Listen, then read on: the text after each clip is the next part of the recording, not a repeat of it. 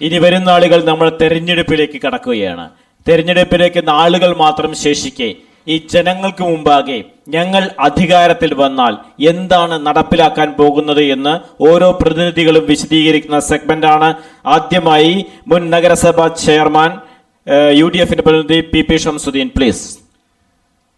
ഒട്ടനവധി വികസന കാര്യങ്ങളാണ് ഞാൻ നേരത്തെ തന്നെ ചർച്ചയിലൊക്കെ സൂചിപ്പിച്ചതാണ്. നഗരസഭയുടെ മുക്കിലും മൂലയിലും നഗരസഭ ഈ തവണ അധികാരത്തിൽ വന്നപ്പോൾ ലഭിച്ച, അത് കേന്ദ്രത്തിൻ്റെ ആയാലും സംസ്ഥാന സർക്കാരിനുള്ള ഫണ്ടുകളുടെ ലഭ്യത ധാരാളം ഉണ്ടായിരുന്നു.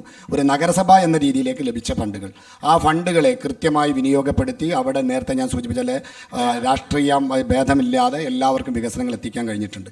ഇപ്പോൾ ഞാൻ നേരത്തെ സൂചിപ്പിച്ച പോലെ, ഞാൻ നേരത്തെ ശൈശവെന്ന് പറഞ്ഞത് പലരും തെറ്റിദ്ധരിച്ചിട്ടുണ്ട്. ഞങ്ങൾ കാലാകാലങ്ങളായി അവിടെ ഭരിച്ചു വരുന്നുണ്ടെങ്കിൽ തന്നെ അതിന് കൃത്യതയുണ്ട്. അതെന്തുകൊണ്ടാണ് അങ്ങനെ തിരഞ്ഞെടുക്കുന്നത്? ജനപക്ഷത്ത് നിന്ന് ചിന്തിക്കുകയും പ്രവർത്തിക്കുകയും അവരുടെ ആവശ്യങ്ങൾ പൂർത്തീകരിക്കുകയും കൊടുക്കുകയും ചെയ്യുന്നത് കൊണ്ടാണ് ഞങ്ങളെ വീണ്ടും വീണ്ടും തിരഞ്ഞെടുക്കപ്പെടുന്നു എന്നുള്ളത് കൊണ്ട് ഞങ്ങൾ പുതിയ കാഴ്ചപ്പാടായിട്ട് മുന്നോട്ട് പോകുന്നത്. ഒരു നഗരത്തിലേക്കുള്ള ചുവടുവെപ്പിലാണ് നേരത്തെ പറഞ്ഞ പോലെ ശൈശവദശ എന്ന് പറഞ്ഞത്. അതിൽ ഏകദേശം പൂർത്തീകരിച്ചിട്ടുണ്ട്. ബാക്കി ഏറ്റവും നൂതന കാലത്തേക്കുള്ള ഞങ്ങൾ വ്യക്തമായ പ്രകടന പത്രിക തയ്യാറാക്കിയിട്ടുണ്ട്. ആ പത്രികയുമായി ജനങ്ങളെ ഞങ്ങൾ സമീപിക്കുകയാണ്. കഴിഞ്ഞ വർഷത്തെ നമുക്ക് പൂർത്തീകരിക്കാൻ ബാക്കിയുള്ള പദ്ധതികൾ, ഞങ്ങൾക്ക് ഒട്ടനവധി പദ്ധതികളുണ്ട്. നേരത്തെ പറഞ്ഞ ടൂറിസം പദ്ധതികളുണ്ട്, ഇതേപോലെ പറഞ്ഞ ടേക്ക് എ ബ്രേക്ക് പദ്ധതികളുണ്ട്, ആധുനിക സംവിധാനങ്ങൾ വെച്ച് നേരത്തെ ഇവിടെ സൂചിപ്പിച്ചിട്ടുണ്ട്. സ്റ്റേഡിയത്തെക്കുറിച്ച്, സ്റ്റേഡിയം എന്ന് പറഞ്ഞാൽ ഒരു 33 സെൻറ്റിൽ സ്റ്റേഡിയം ഉണ്ടാക്കാൻ കഴിയില്ല എന്നുള്ളതൊരു യാഥാർത്ഥ്യമാണ്. 13.5 സെൻറ്റിൽ ഒരു സ്റ്റേഡിയം ഉണ്ടാക്കാൻ കഴിയില്ല എന്നുള്ളത്, ഇതാണ് പുറമ്പോക്ക് എന്ന് പറയുന്നത്. ആശുപത്രിയോട് ചേർന്നത്, അത് ആശുപത്രിക്ക് തന്നെ ലഭിക്കണമെന്നാണ് ഞങ്ങളുടെ കാഴ്ചപ്പാട്. അങ്ങനെ ഒരു ഭൂമി ഉണ്ടെങ്കിൽ അത് അവിടെ തന്നെ ലഭിക്കണം. അല്ലാതെ 33 സെൻറ്റിലേക്ക് മാർച്ച് നടത്തുമ്പോൾ, മാർച്ച് ഞങ്ങളാരും തടയാൻ വന്നിട്ടില്ല, ആ മാർച്ച് ഞങ്ങൾ കൃത്യമായി നടത്തുന്നു. ആ മാർച്ചിലേക്ക് ഉണ്ടെങ്കിൽ അത് 33 സെൻറ്റിൽ നമുക്ക് ഒരിക്കലും എന്ത് ചെയ്യാൻ കഴിയില്ല, സ്റ്റേഡിയം എന്നില്ല. പിന്നെ നേരത്തെ മേൽപ്പാലങ്ങളുടെ നിർമ്മിതിയൊക്കെ പറഞ്ഞിട്ടുണ്ട്. നേരത്തെയും മേൽപ്പാലങ്ങൾ ഞാൻ വരും നേരത്തെയും മേൽപ്പാലങ്ങളൊക്കെ നിർമ്മിച്ചിട്ടുണ്ട്.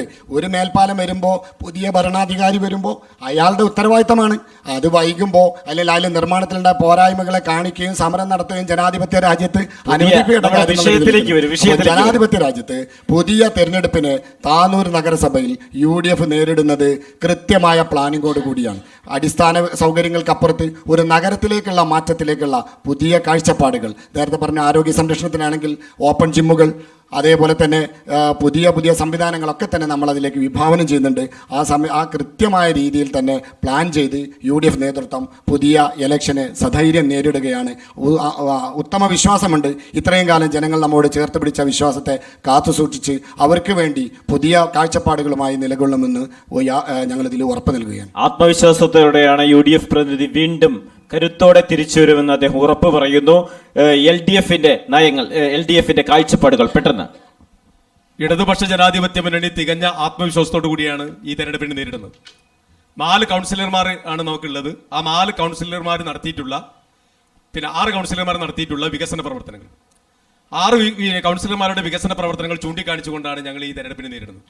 അത് സംസ്ഥാന ഗവൺമെന്റിന്റെ നേരിട്ടുള്ള, സംസ്ഥാന ഗവൺമെന്റും അവിടുത്തെ MLAയുമായിട്ടുള്ള അദ്രേമൻ അടക്കമുള്ള ആളുകളുടെ ഇടപെടലിന്റെ ഭാഗമായി ആ കൗൺസിലിൽ നടത്തിയിട്ടുള്ള, വാർഡിൽ നടത്തിയിട്ടുള്ള വികസന പ്രവർത്തനങ്ങൾ അത് ചൂണ്ടിക്കാണിച്ചുകൊണ്ടാണ് തെരഞ്ഞെടുപ്പ് നേരിടുന്നത്. ഞങ്ങൾ അധികാരത്തിൽ വന്നു കഴിഞ്ഞാൽ വീടില്ലാത്തവന്റെ പ്രശ്നം പരിപൂർണമായി പരിഹരിക്കും. പുറമ്പോക്ക് ഭൂമി ഏറ്റെടുക്കും.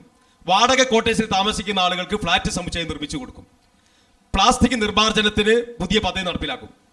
അതേപോലെ തന്നെ ഈ മോര്യാക്കാപ്പ് പദ്ധതിക്ക് പുതിയ സാധ്യതകൾ തേടും. അതേപോലെ തന്നെ താനൂർ നഗരത്തിൽ ഒരു മാസ്റ്റർ പ്ലാൻ നടപ്പിലാക്കും. ആ മാസ്റ്റർ പ്ലാൻ നടപ്പിലാക്കുന്നതോടൊപ്പം താനൂർ നഗരത്തിന്റെ മുഖച്ഛായ തന്നെ മാറ്റാനുള്ള നടപടി സ്വീകരിച്ചുകൊണ്ട് മുന്നോട്ട് പോകും. അതോടൊപ്പം തന്നെ ഈ ഓട്ടോ സ്റ്റാൻഡ്, വാഹനങ്ങൾ പാർക്ക് ചെയ്യുന്നതിന് ആവശ്യമായിട്ടുള്ള സൗകര്യം ഏർപ്പെടുത്തും. തെരുവ് കച്ചവടക്കാരെ ഏകീകരിച്ചുകൊണ്ടുള്ള നടപടി സ്വീകരിച്ചുകൊണ്ട് മുന്നോട്ട് പോകും.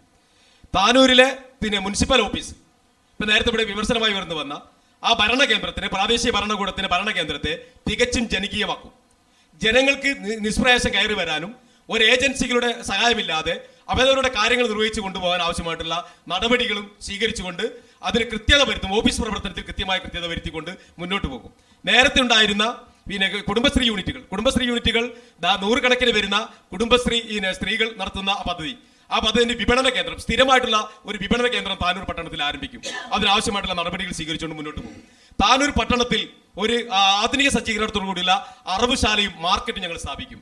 അതേപോലെ തന്നെ 2 ശ്മശാനങ്ങളും ആധുനികവൽക്കരിക്കുകയും വൈദ്യുതിവൽക്കരിക്കാനുള്ള ആവശ്യമായിട്ടുള്ള നടപടി സ്വീകരിക്കും. ഇങ്ങനെ എല്ലാ റോഡുകളും ആധുനിക രീതിയിലുള്ള സജ്ജീകരണത്തോട്, നേരത്തെ പറഞ്ഞ ഗണതിമലം പോലുള്ള ആ പ്രദേശത്തുള്ള റോഡുകളടക്കം നവീകരിച്ച് മുന്നോട്ട് പോകാൻ ആവശ്യമായ നടപടി സ്വീകരിക്കും. കുടിവെള്ള പദ്ധതി 300 കോടി രൂപ ചെലവിൽ നിർമ്മിച്ചുകൊണ്ടിരിക്കുന്ന ആ കുടിവെള്ള പദ്ധതി എത്രയും പെട്ടെന്ന് പ്രാവർത്തികമാക്കി ജനങ്ങൾക്ക് കുടിവെള്ളം വീടുകളിൽ എത്തിച്ചു കൊടുക്കാൻ ആവശ്യമായിട്ടുള്ള നടപടി അതിവേഗത്തിലാക്കും. ഇതാണ് ഞങ്ങളുടെ ഈ ഭരണം കിട്ടിയാൽ നടപ്പിലാക്കാൻ പോകുന്ന പദ്ധതി. ഇടതുപക്ഷ നിലപാടുകൾ, ഇടതുപക്ഷ സദ്ഭരണം താനൂർ മുനിസിപ്പാലിറ്റിയിലും കൊണ്ടുവരുമെന്നുമുള്ള ആത്മവിശ്വാസത്തോടെയുള്ള പ്രതികരണമാണ് ശ്രീ അനിൽകുമാർ നടത്തിയിട്ടുള്ളത്. അടുത്ത NDAയുടെ പ്രതിനിധി രാജീവ് മാസ്റ്റർ BJPയുടെ നിലപാടുകൾ വിശദീകരിക്കും. BJP താനൂരിൽ അധികാരത്തിൽ വരികയാണെങ്കിൽ ഞങ്ങൾ കുറേ നൂതനമായിട്ടുള്ള പരിപാടികൾ ആവിഷ്കരിച്ചിട്ടുണ്ട്. ഒന്ന്, മുനിസിപ്പാലിറ്റിയുടെ ഭരണം വീട്ടുപടിക്കലെത്തും. എന്ന് വെച്ചാൽ നമ്മൾ എന്തെങ്കിലും ഒരു കാര്യത്തിന് ആവശ്യപ്പെട്ടാൽ ഓൺലൈനായിട്ടോ അല്ലെങ്കിൽ ഡയറക്റ്റായിട്ടോ അവിടെ പോയി അപേക്ഷ കൊടുത്താൽ അത് വീട്ടിൽ വന്ന് നടപ്പിലാക്കി കൊടുക്കാനുള്ള സംവിധാനം BJP നടപ്പിലാക്കും. 2, 1000 സ്ക്വയർ ഫീറ്റ് വരെയുള്ള വീടുകളെ നികുതിരഹിത, എന്ന് വെച്ചാൽ അതിൻ്റെ നികുതി മുനിസിപ്പാലിറ്റി അടയ്ക്കുന്ന രീതിയിൽ പാവപ്പെട്ടവർക്ക് അതിൻ്റെ ബാധ്യത വരാത്ത രീതിയിൽ 1000 സ്ക്വയർ ഫീറ്റ് വരെയുള്ള വീടുകളെ നികുതിരഹിതമാക്കും. മൂന്നാമതായിട്ട് എല്ലാ ബസ് സ്റ്റോപ്പുകളിലും ആധുനിക സൗകര്യത്തോടു കൂടിയ ബസ് വെയിറ്റിംഗ് ഷെഡുകൾ സ്ഥാപിക്കും. അവിടെ ശൗചാലയങ്ങളും സ്ഥാപിക്കും. പിന്നെ നമ്മുടെ കടപ്പുറത്തുള്ള അവിടെ ഒരു മത്സ്യ വിപണന സംസ്കരണ കേന്ദ്രം ഉണ്ടാക്കും. ഇപ്പോൾ ഉണ്ടാകുന്നൊരു കാര്യം എന്താണെന്ന് വെച്ചാൽ അവിടുത്തെ പാവപ്പെട്ട മത്സ്യത്തൊഴിലാളികൾ ധാരാളം മത്സ്യം വരുന്ന ദിവസം കുറേ മത്സ്യങ്ങൾ നഷ്ടപ്പെട്ടു പോവുകയാണ്, അല്ലെങ്കിൽ ചെറിയ വിലയ്ക്ക് അവർക്ക് വിൽക്കേണ്ട ഒരു ഗതികേട് വരികയാണ്. അപ്പോൾ അതിൽ നിന്ന് ഒരു വ്യത്യസ്തമായിട്ട് അവരുടെ മത്സ്യങ്ങൾ സംരക്ഷിക്കാനും അത് സംരക്ഷിച്ചതിന് ശേഷം വിപണനം ചെയ്യാനുമുള്ള സൗകര്യം അതാത് കേന്ദ്രങ്ങളിൽ തന്നെ, ഹാർബറിൽ തന്നെ നമ്മൾ തുടങ്ങും. പിന്നെ തൊഴിൽ രഹിതരില്ലാത്ത മുനിസിപ്പാലിറ്റി ആക്കിയിട്ട് മാറ്റും. എന്ന് വെച്ചാൽ എല്ലാ വാർഡ് ഡിവിഷനുകൾ കേന്ദ്രീകരിച്ച് തൊഴിൽ പരിശീലനങ്ങൾ നടപ്പിലാക്കും. ആ തൊഴിൽ പരിശീലനം നടപ്പിലാക്കുന്നതോടുകൂടി തൊഴിൽ കേന്ദ്രങ്ങളും തുടങ്ങാൻ വേണ്ടിയിട്ട് സാധിക്കും. ഇതാണ് ഞങ്ങൾ ഇത്തരത്തിലുള്ള ജനോപകാരപ്രദമായ പരിപാടികൾ നടപ്പാക്കും. ഞങ്ങളുടെ പ്രകടന പത്രിക ഇന്ന് ഇപ്പോൾ പുറത്ത് വിട്ടിട്ടുണ്ടാവും. ഒരു 30 കാര്യങ്ങൾ ഉന്നയിച്ചുകൊണ്ടുള്ള അല്ലെങ്കിൽ കാര്യങ്ങൾ പറഞ്ഞിട്ടുള്ള ഒരു പ്രകടന പത്രികയാണ് BJP പുറത്തുവിടുന്നത്. ജനാധിപത്യത്തിൽ ജനങ്ങളാണ് രാജാക്കന്മാർ. ഓരോ തെരഞ്ഞെടുപ്പുകളും അവരുടെ സ്വപ്നങ്ങളിലേക്കുള്ള യാത്രകളാണ്. ആ തരത്തിൽ സ്വപ്ന സാക്ഷാത്കാരത്തിന് ഉതകുന്നതാകട്ടെ ഈ സംവാദമെന്ന് ആശിക്കുകയാണ്. ഈ സംവാദത്തിൽ പങ്കെടുത്ത എല്ലാ രാഷ്ട്രീയ കക്ഷികൾക്കും സാമൂഹ്യ പ്രവർത്തകർക്കും നന്ദി, നമസ്കാരം.